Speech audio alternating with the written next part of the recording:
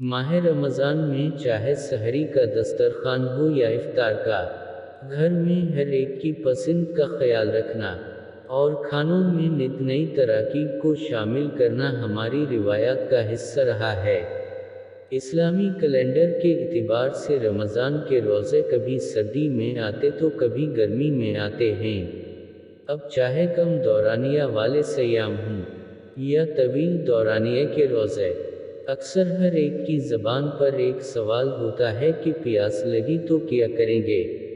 इन दिनों पाकिस्तान में माह रमज़ान मार्च और अप्रैल के मौसम में आया है, जब मुल्क के अक्सर इलाकों में मौसम कदरे बेहतर और मुतदिल है। लेकिन रोज़ों के शुरू होते ही हर कोई प्यास से बचने के अपने अपने आज़मूदा टोटके दोस्त अहबाब के साथ शेयर करना शुरू कर देता है, जिनमें सिर्फ रिसत सहरी के वक्त इलायची, पुदीना और दही खाने के साथ साथ ढेर सारा पानी पीना शामिल हैं। इन टोटकों के बारे में कहा जाता है कि अगर आपने सहरी में इन चीज़ों को इस्तेमाल कर लिया तो आपका 14 घंटे से ज़ायद दौरानिए का रोज़ा बिना प्यास के आराम से गुजर जाएगा। लेकिन इन तमाम मफरूज़ों में कितनी सदाकत है, और क्या वाकई ये टोटके रोज़े में प्यास को कम करने में मुफीद साबित होते हैं? हमने इस हवाले से इस्लाम आबाद के शिफा इंटरनेशनल हस्पताल की माहिर ग़िज़ायत ज़ैनब गयूर से बात की और इनसे न सिर्फ इन टोटकों पर तफसीली बात की, बल्कि ये भी जाना कि इस महंगाई के दौर में कम खर्च में सहर व इफ्तार में क्या खाना चाहिए और क्या प्लेट से बाहर कर देना अक्लमंदी का तकाजा है। हमारे यहाँ रमज़ान के दस्तरखान को रिवायती और सकाफ़ती इतिबार से ख़ास अहमियत होती है। अगर हम सहरी के वक्त की बात करें तो इसमें खजले खनीव से लेकर पराठे, अंडे, सालन, खुसूसन गोश्त की डिश, दही, लस्सी, मिल्क शेक गर्ज एक लंबी फहरिस्त है जो रोज़ेदार खाते हैं। ताहम माहिर ग़िज़ायत ज़ैनब गयूर के मुताबिक उमूमी तौर पर हम सहर व इफ्तार में सेहत बख्श ग़िज़ाएँ इस्तेमाल नहीं करते। इनके मुताबिक रिवायती पकवानों के साथ ऐसी चीज़ों को शामिल करना ज़रूरी है जो हमें दिन के वक्त भी तवानाई बहाल रखने में मुआविन हों, और दही इसमें सिर्फ फहरस्त है। सहरी के वक्त दही का इस्तेमाल बहुत अच्छा है। दूध से बनी अशिया से हासिल होने वाले मिल्क प्रोटीन हमारे मिदे में बहुत देर तक मौजूद रहते हैं, और इसकी वजह से ज़्यादा देर तक भूख का एहसास नहीं होता। इनके मुताबिक दही में कुछ ऐसे अज्जा मौजूद होते हैं जो आपकी पानी की तलब को पूरा करने में भी मदद देते हैं, क्योंकि इसमें पोटाशियम होता है और सोडियम की मिकदार कम होती है। डॉक्टर ज़ैनब का कहना है कि कुछ लोग दही में चीनी या दीगर चीज़ें शामिल कर देते हैं। वो शामिल न करें तो दही सहरी में हमारी तवानाई की ज़रूरियात को पूरा करने के लिए मुआविन है। हमने ज़ैनब गयूर से सवाल किया कि क्या सब्ज़ इलायची और पुदीने के पत्ते रोज़े की हालत में प्यास को कम करते हैं।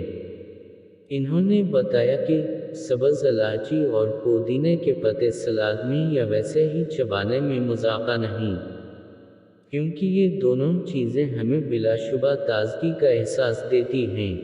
ताहम इसका बराह रास्त ताल्लुक़ आपकी प्यास कम करने से नहीं है। डॉक्टर साहिबा का कहना है कि रमज़ान में ग़िज़ा के हवाले से हमने सकाफ़ती तौर पर कई गैर ज़रूरी चीज़ें शामिल कर दी हैं। इनके मुताबिक सहरी में वही ग़िज़ा बेहतर हैं जो हम आमतौर पर नाश्ते में लेते हैं। वो कहती हैं कि क्योंकि रोज़े की हालत में हमें कई घंटों तक खाली पेट रहना होता है, लिहाजा ग़िज़ा के इस्तेमाल में हमें कुछ चीज़ों को ज़रूर मद्देनज़र रखना चाहिए। जैसा कि हमारी कोशिश होती है कि हमें प्यास कम से कम लगे, तो इसके लिए कम से कम नमक वाली चीज़ें खानी चाहिए।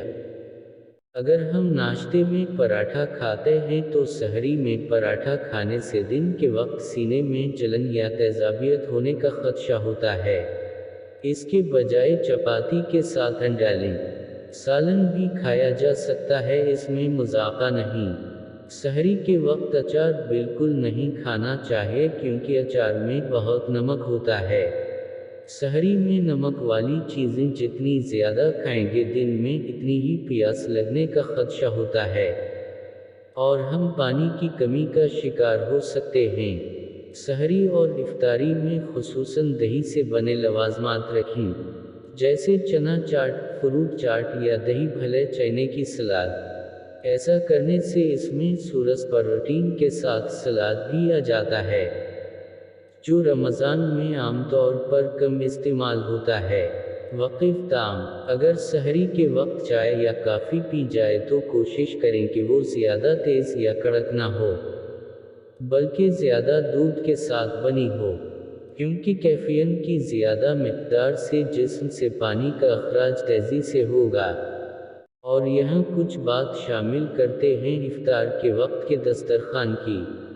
ہماری روایات کے مطابق افطار کے دسترخوان پر پکوڑے، سموسے، چکن اور ویجیٹیبل رول، شامی کباب اور کئی دیگر ایسے لوازمات لازمی ہوتے ہیں جو فرائی ہونے کے باعث اشتہا انگیز تو ہوتے ہیں، تاہم تیل میں تلے ہونے کے باعث یہ فائدے کے بجائے نقصان کا سبب بھی بن سکتے ہیں۔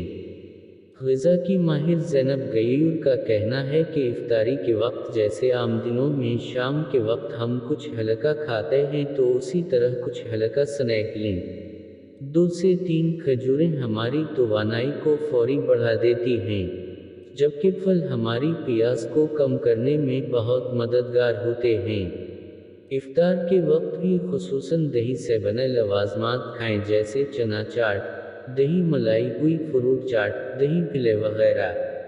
رمضان میں ایک جانب جہاں زبان کے چٹخارے پر بہت زیادہ زور رہتا ہے، وہیں بہت سے لوگ اس مہینے میں اپنی ڈائٹ کو پلان کرنے اور وزن کم کرنے کی کوشش کے لیے بھی بہترین وقت قرار دیتے ہیں۔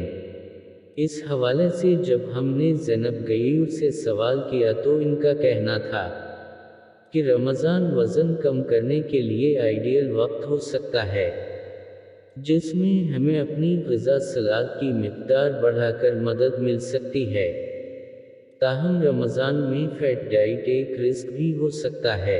ان کے مطابق رمضان میں متوازن غذا سے بھی وزن کم کرنے میں کچھ حد تک مدد مل سکتی ہے، تاہم روزے کی حالت میں ورزش نہ کریں، کیونکہ اس سے آپ کے جسم میں پانی کی کمی ہو سکتی ہے۔ جسمانی ورزش اس وقت کریں جب آپ پانی پی سکتے ہوں۔